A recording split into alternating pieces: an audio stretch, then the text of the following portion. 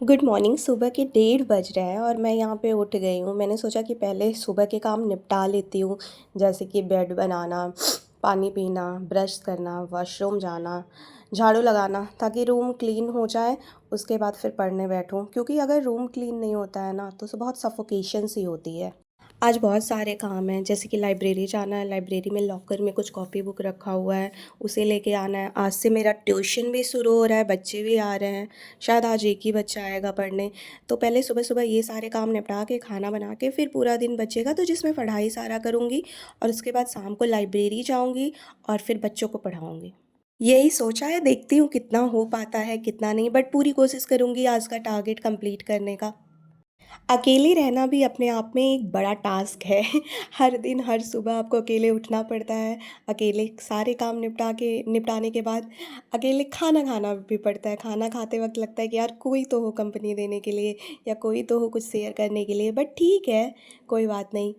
ये भी समय है जो टल जाएगा, शायद एक बेहतर से बेहतरीन इंसान बनाएगा। एक छोटी सी स्टोरी बताती हूँ आप लोगों को, जो मेरी लाइफ में हुआ था और मुझे बहुत हद तक हिला दिया था या इन्फ्लुएंस कर दिया था।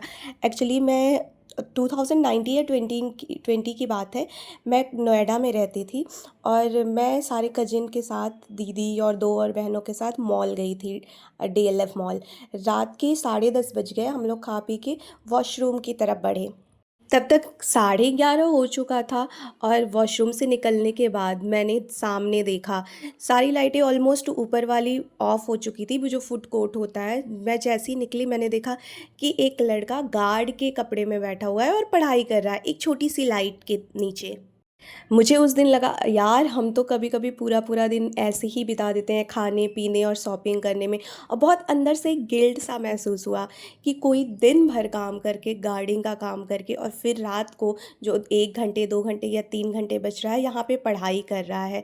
तो डिफरेंस तो है, हमें तो भगवान ने सब कुछ दिया है, मम्मी पापा, अच्छी फैमिली, फ्रेंड्स, और पैसे उतने हैं घर में कि हाँ, कभी खाने के लिए पढ़ाई के दौरान बाहर नहीं निकलना पड़ता है काम करने के लिए। लेकिन यहाँ पे खुद काम करके कोई रात को टाइम निकाल के पढ़ रहा है। और उस दिन मुझे बहुत ज़्यादा गिल्ट फील हुआ। मैंने सोचा कि क्या डिफरेंस है मुझ में और इनमें। कल को अगर कोई एग्ज़ाम होता है, मैं देती हूँ और ये देते हैं, और इनका सिलेक्शन हो जाता है, तो मुझे कोई भी हक नहीं है दुखी होने का। क्योंकि जिस टाइम मैं घूम रही थी, बाहर खा रही थी, ये पढ़ाई कर रहे थे उस टाइम अकेले बैठ के दिन भर काम करने के बाद। तो फिर मैंने सोचा इसी गैप को भरूंगी और मैं भी पढ़ाई करूंगी, पढ़ाई खुद को बेहतर बनाने की कोशिश करूंगी, और निकल पड़ी उस रास्ते पर।